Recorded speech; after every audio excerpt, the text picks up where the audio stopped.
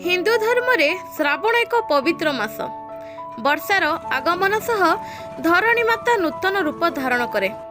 चाषी भाई को चाष काम आरंभ हो जाए। चाष पाई पाग अनुकूल हेबाठारु बिहन बुणा धान तली रुआ कार्य आगे चले। श्रावण मासरे कृषक भाईर काम ही काम।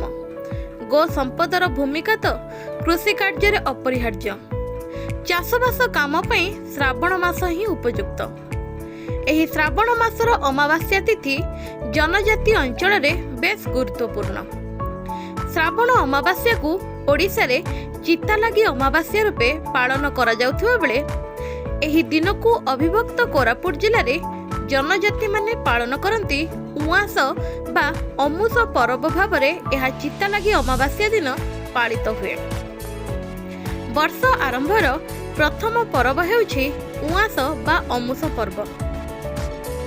अमुस पर्व हेउछि कृषि कार्य को उत्तम रूपे सुरुखुरे संपन्न करी भल फसल आशारे पूजा करिवार दिनटिए। कृषक एही दिन माटी देवतार पूजा सह निज कुल देवता ग्राम देवतींको पूजा मध्य करे। एथिसह पशु संपदर रक्षणाबेक्षण और जत्न नेबार दिनटिए। वर्षा दिन में गाँव में व्यापुथिबा समस्त रोग व्याधि और विभिन्न अपशक्ति को दूरे देबा पई एही अमावास्या तिथिर विशेष महत्व रही जनजाति मध्यरे। एणु उआस पर्व पालन करने पई गाँ गाँव रे आरंभ हो जाए प्रस्तुति। अमुस पर्व पई गुहाल को मरामती करी गो और पशु संपद को वर्षा ऋतु रे भलरे रखिबा पई व्यवस्था करा जाय थाए। कृषक माने सेमानकर समस्त कृषि उपकरण गुड़ी को भल भावरे सफा करने सह पूजा करिथांती। कृषि कार्य रे सहायता करिथिबा स्वरूप कृतज्ञता अमुस रे गाई गौड़िया बा चरिया गाँ निकटस्थ जंगल रे थिबा औषधीय गुल्म मुख्यतः रासना और सतावरी 10 मूल कंद संग्रह करे। गछ निकटरे सांगरे नैथिबा धूप दीप फूल पानी दे प्रथमे पूजा करी वनदेवी को उपासना करी कृतज्ञता ज्ञापन करे। रसना और सताबारी डाल पत्र और चेर को धरी घर को फेरे। डाल चेर मूली सबको भल भाव शिल रे बटा हुए।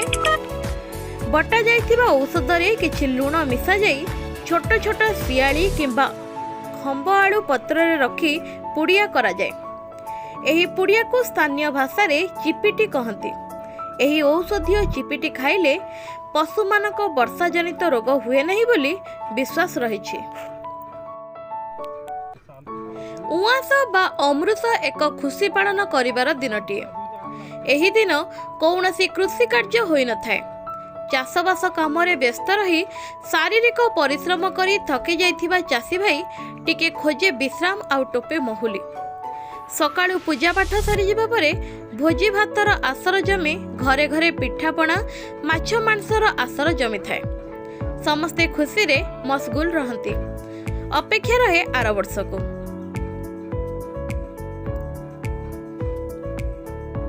Bureau report news 24 Nabarangpur.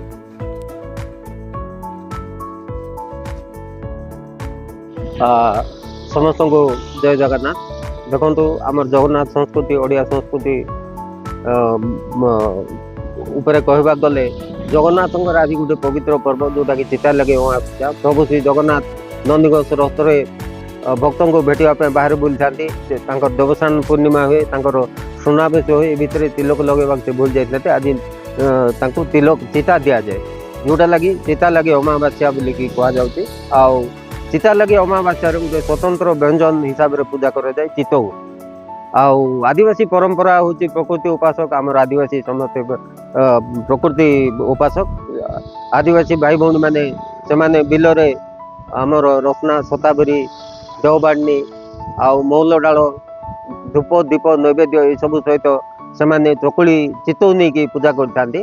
जोटा कि साप बेंग बिलर थिबा साप बेंग चैसूप इत्यादि से जो चकुली को खाइबा पाई थांती। ता छड़ा गो सेवा भी ये करते। गाई गोरु मैंने दीर्घ 3 मास काल जमी खटिकी दुर्बल हो जाते। ये जो औषधीय वृक्ष जोटा मुझे कहली सताबेरी आम रसना तापर देवबाणी आमर महुल डाल ये सब खाई से निजक सुस्थ सबल फिल करते अनुभव करते।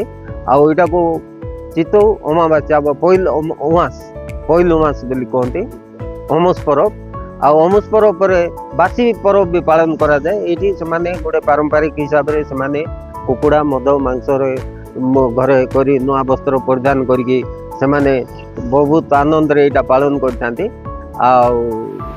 ये परिप्रेक्षी मु आमर ये जो आदिवासी अंचल माँ भाई बहनी दादा बड़ू सियान सजन गुरुजन सबके अमस पर्व शुभ मनासी करी सब सुख शांति ताने रथ ये वर्ष चाष पुण्य नुकु हो।